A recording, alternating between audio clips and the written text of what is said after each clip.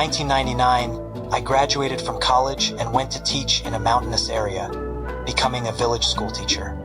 I saw the simple kindness and warmth of the local mountain people, as well as many ancient, mysterious traditions. Life was tough, no phones, no internet, no modern entertainment. But with the children around, my days weren't boring. Still, after school, when the kids went home, I often felt lonely staying alone at the school. One night, I went down the mountain to buy daily supplies from the village store. The mountain path was quiet, with no sound around. Suddenly, birds in the woods let out strange shrieks and flew up in a panic. This confused me. Most birds can't see at night. Was there a wild animal nearby? As I debated whether to turn back, I heard footsteps behind me. It sounded like many people walking. The noise grew closer.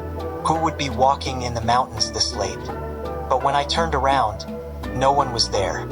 I told myself it was just the wind, but when I faced forward again, the footsteps returned.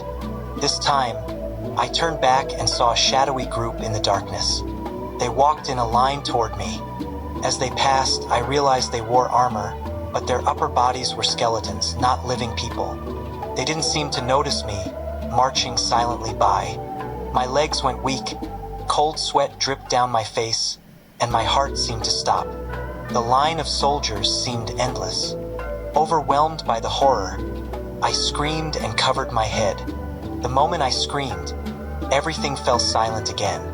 Terrified, I opened my eyes. The soldiers had stopped and were now staring at me.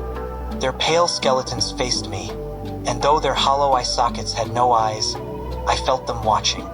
I couldn't take it anymore. My vision went black and I fainted. When I woke up again, I was in the village clinic. Kind villagers had found me collapsed on the roadside and told me what happened the night before.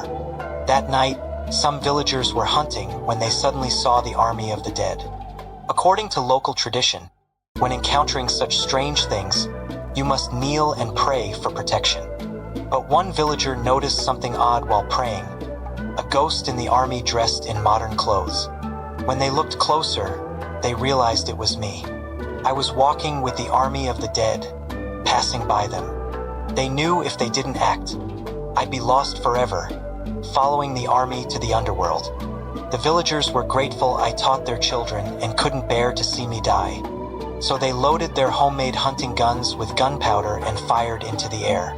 The gunshots echoed through the mountains. As the shots rang out, the army of the dead began to fade until they vanished. I collapsed to the ground like a puppet with its strings cut. Later, I learned this area was once an ancient battlefield. Many soldiers died here, and locals say their spirits still fight at night, trying to complete their general's orders. 2 years later, I was transferred to the city and left the mountains. But I'll never forget the beautiful scenery, the kind villagers, the sweet children, and that terrifying night.